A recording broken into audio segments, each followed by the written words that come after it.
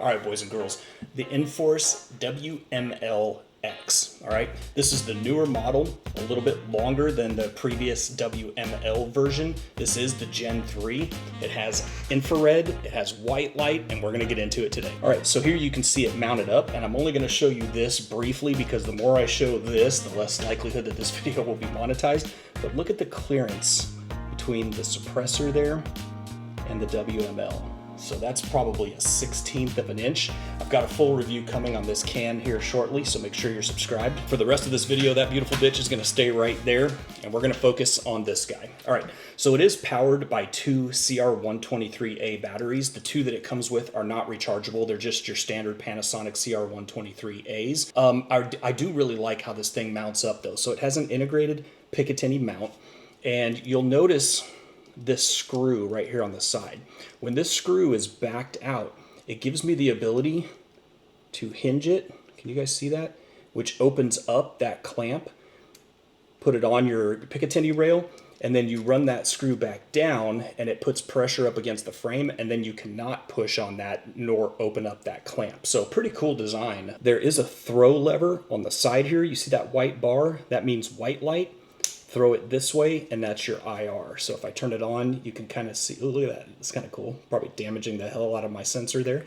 And then if I flip that switch forward, revealing that little white stripe, then I have white light. Now, this was designed more with law enforcement or CQB military applications in mind. It is only 900 lumens, all right, and it's 10,000 candela. I've got some nighttime footage I'm gonna roll in here in just a second, but it's not gonna be quite as bright as some of these others that are 1,500 lumens, 50,000 candela, throw 500 meters, all of that stuff. Again, this is designed more for that CQB law enforcement military application, and it does come in two different color options, all right? So the black one that you see here, there's also an FDE version.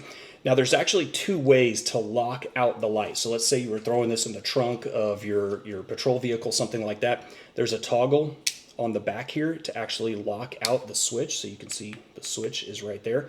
You can lock out the switch that way, or you can do a quarter turn of the head and you can lock out the switch that way as well. So with that activation switch on the back there, if you click and hold, it is in momentary, and as soon as you release, the light goes off. So hold, release. If you click and release immediately, it'll go into its constant mode. All right, so there you can see it's in constant. Click and release again, turns it back off. Double click, goes into strobe mode. Here you can see the two CR123As that it comes with, and oddly enough, they go positive end into the body, all right? So positive end in first into the body. And that's probably the biggest opportunity with this light, is the CR123As give you 2 hours of runtime in white light and an hour and a half in your infrared mode. And there's some other battery choices out there that would probably extend that, all right? And maybe even keep the brightness the same, kick it up to 1,000 lumens, something like that.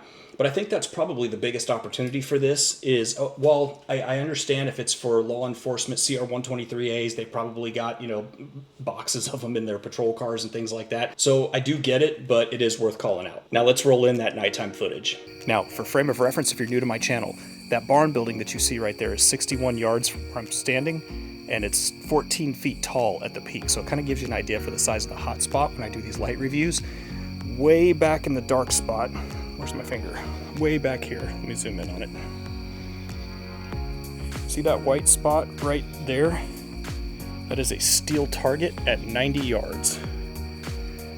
Now there's a little bit of mist in the air. Like if I move this light out here, you can kind of see it cutting through the mist here. So unfortunately, it would probably be a little bit brighter, have a little bit more throw, if not for the kind of that mist in the air. But still, a lot of spill on this thing. There you can see the bottom of the spill, down, down, down, down. Here's the hot spot. Keep going down, down, down, down. There's the top of the spill right there. And this hot spot's probably 2-3 feet in front of the tripod right now, so huge spill area on this. Gives you a lot of peripheral vision. And I also have their new pistol light, the Wild 2, so stay tuned for that.